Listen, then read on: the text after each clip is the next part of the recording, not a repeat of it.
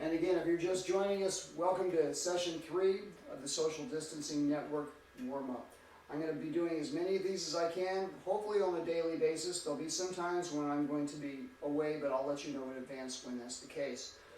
Really appreciate the comments. Also the thumbs up. It's great to see y'all either on Facebook or on YouTube.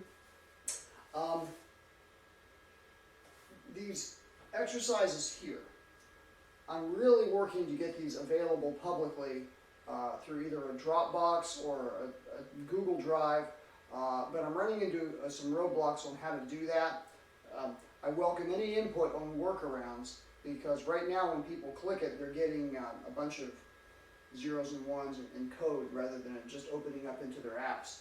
But I do think for now the best workaround would be, if you're interested in getting these set lists, which I strongly encourage you to do, go ahead and send me a message on Facebook Messenger, and just give me your email address, and I'll add it to a master email list, and I'll blast out these to everybody, but it will be BCC. No one else will see your email address.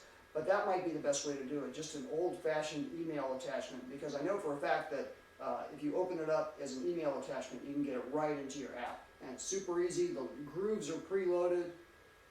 You can't miss. Okay, let's go down to the Remington Bossa Nova, starting on a concert B-flat. A concert B-flat. And today we're going to get more involved as we go through the session. But if it's something that you cannot do yet, don't get frustrated. Just follow along, keep your horn in hand, and do your best to do virtual singing as we're doing it. All right? I'm just so thrilled that you're here.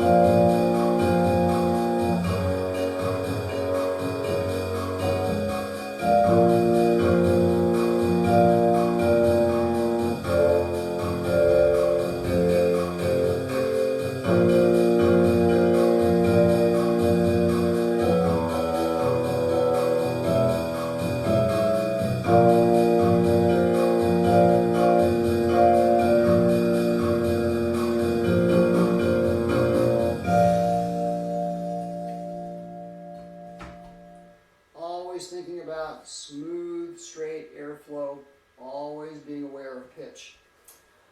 I want everyone now just to move their shoulders like this. Just relax. Get all loosened up. On the count of 3, we're going to take a deep, deep breath and then exhale with our throat's nice and open as we're doing this.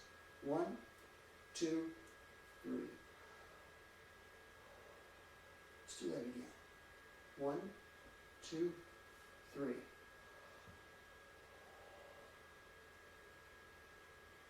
It's always a good idea to be more relaxed at the end of your warm-up or at the end of your practice routine than at the beginning. This can almost be like therapy. We're going to continue on with the articulation bossa nova. And we're going to change things up a little bit from the last 2 days. We're going to incorporate double tonguing. But the double tonguing I'm going to use today is not going to be the tuku tuku. It's going to be da ga da ga da ga da ga da ga da ga da ga da ga da ga da ga da da ga da ga. And the pattern is going to be dun dun dun dun dun dun dun dun dun dun dun. Then I'm going to go into legato mode. Da da da da da da da da da da da. I will do my best to remember to alternate because we want to multitask. If some of them are 2 staccatos in a row or 2 legatos in a row, please forgive me. Here we go.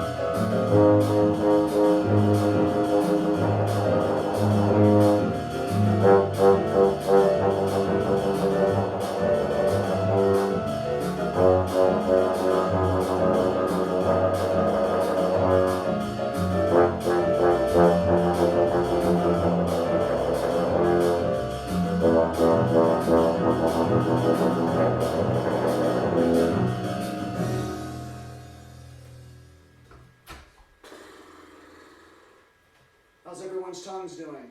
Doing all right? Now, we're going to be doing some lower lip slurs. And we're going to gradually speed up. And I really got excited about speedy, relaxed lip slurs about 35 years ago when I was with the Dukes of Dixieland. And I would practice in my apartment in the French Quarter with a sock up my belt, doing faster lip slurs. And I started to realize that it wasn't really about focusing on specific notes. It was more about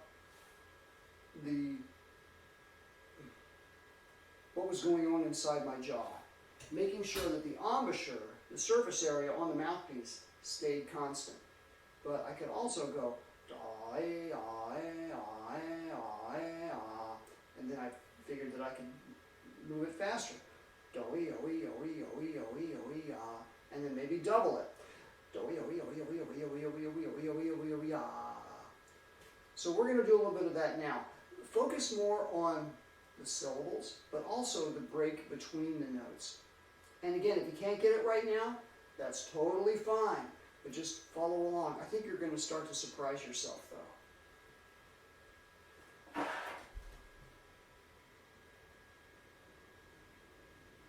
We're going to start on a low B flat.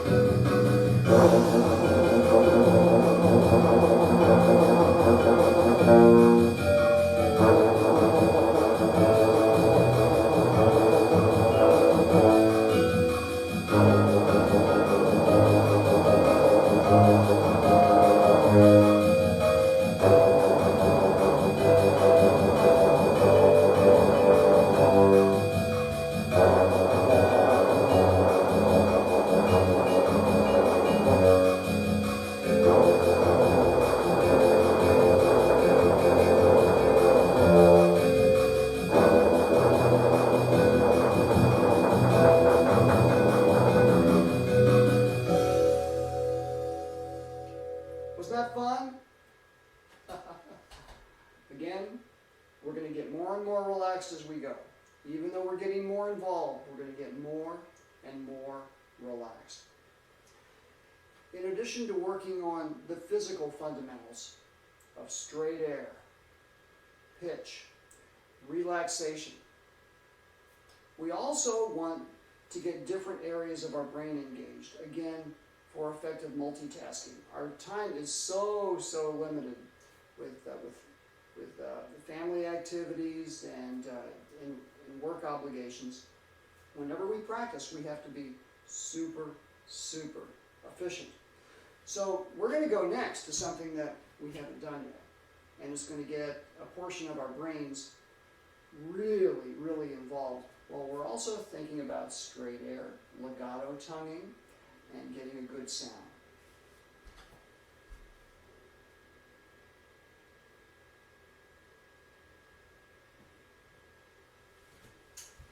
Here we have the Dominant Waltz. It's just a series of dominant chords. Anytime you see just a letter and a number, that's a dominant chord, meaning that you have an arpeggio, a triad on the bottom, in this case, E flat, G, B flat, but on the top you have a dominant seventh. But I've arranged things here where we're also moving in the cycle of fourths. And we're going to get into that in a little bit, but right now all I want us to do is just play the bottom note of each chord, meaning the tonic or the root. Starting on the concert E flat, going to the A flat, the D flat, the G flat, and so on. But I really want us to connect the notes. But when we're playing each individual note, do your best to close your eyes and ask yourself, well, if we're in the cycle of fourths, what's the next note going to be? Because again, the most important note that you play is always the next one.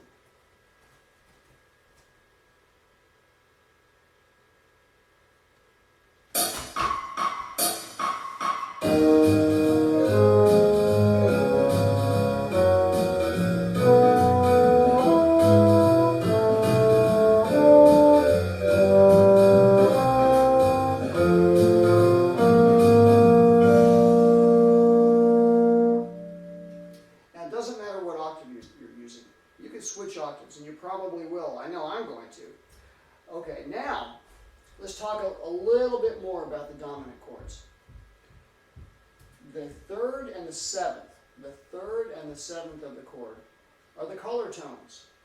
And the cool thing here is, if you start on the third of the E flat 7, you can go down by half steps, because the third then turns into the dominant 7th, which turns into the third, which turns into the dominant 7th, and so on and so on. So we can think about getting a good sound and legato tonguing, connecting it. It's going to be so much fun. So this time we're going to start on the third, the concert G.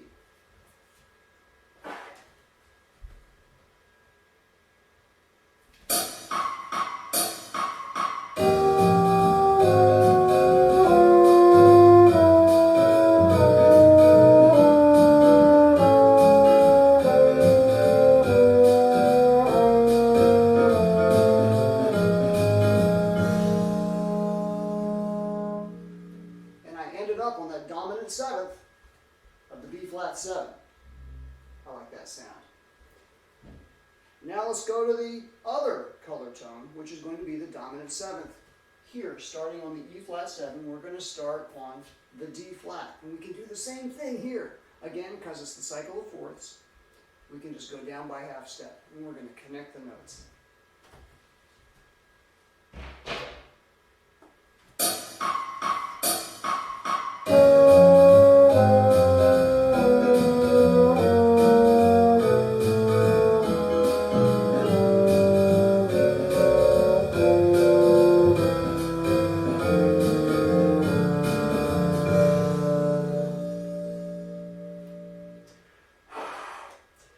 Something you can do. We're going to stay here for another couple of minutes. This is something you can do. You can start practicing outlining these dominant chords on your own. E flat, G, B flat, D flat, A flat, C, E flat, G flat. But, you know, just when you're making dinner, you can start saying that to yourself. Start spelling the chords and doing what I call virtual practicing. A lot of what I get done is done away from the horn. So we're killing a lot of birds with a lot of stones right now. We're thinking about airflow, we're thinking about pitch, but we're also thinking about harmonics. And the cool thing is, we're starting to think like, dare I say it, rhythm section players. Have you ever noticed that the rhythm section players are usually some of the best musicians in the band? Well, that's because they have to be. They're really outlining to all of us what the harmonies need to be. So if we can start to think like rhythm section players, we're going to be way ahead of the game. So this is what I'm going to do. And do your best to follow along and play along. I'm going to outline the chords.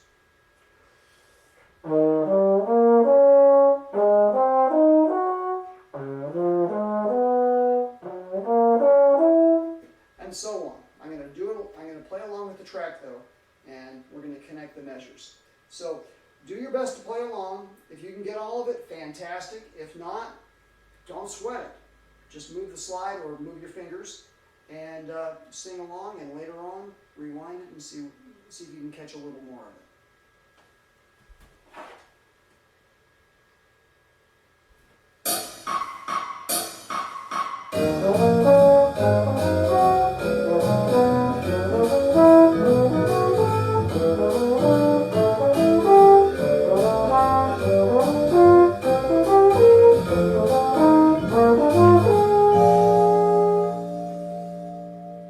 How'd you do? I'm sure you probably caught more of that than you thought you would. Now, we're going to take it one more step. We're going to do this, which is basically outlining the chords, but we're going to do some passing tones going down to the next chord.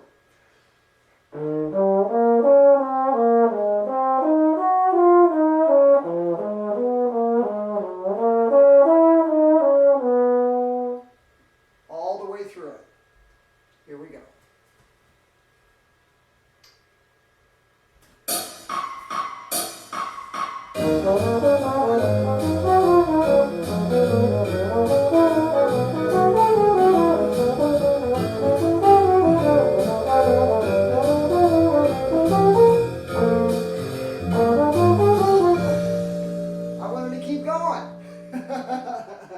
Hopefully you caught that. And I was getting really, really excited. So that's something that we can work on more in the next session. You ready to do some major scales in a swing style? Everyone nod. Yes, yes, yes. I'm looking forward to it as well. We did bossa novas yesterday, doing major scales. This time we're going to do it in a swing style.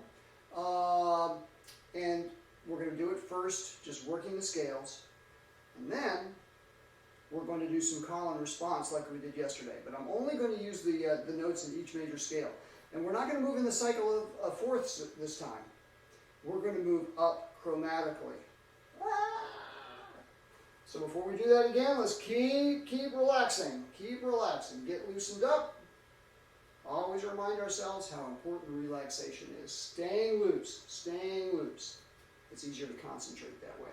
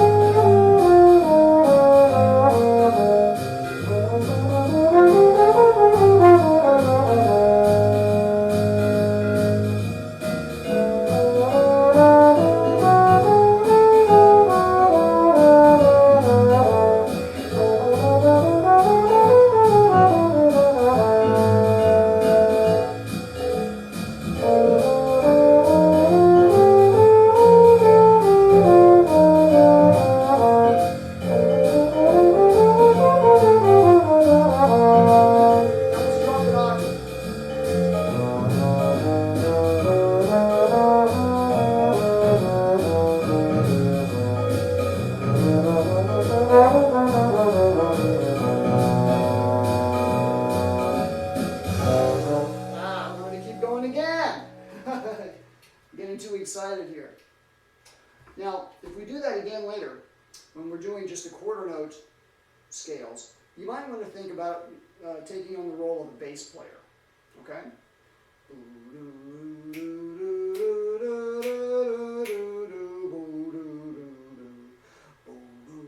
And pulling those strings, pulling those virtual strings like a bassist would.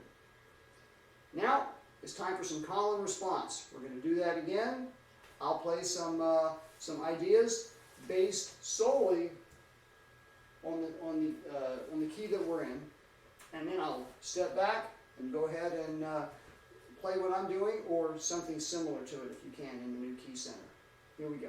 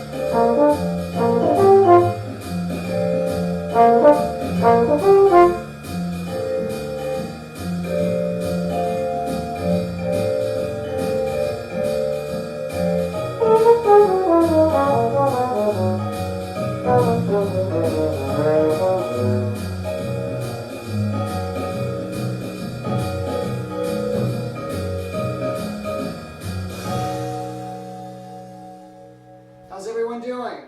I really wish we could all be in the same room together. Again, if you would like access to these files, send me your email address on Messenger, and I'll start compiling a master list. And in a few days, I'll blast it out to everybody. Hopefully, I can get it sooner rather than later. If I can get a workaround to post it publicly, I'll do it. But right now, I'm hitting some roadblocks. We need to do some warming down. Again, I'm thrilled to see everyone, and thank you again for joining us.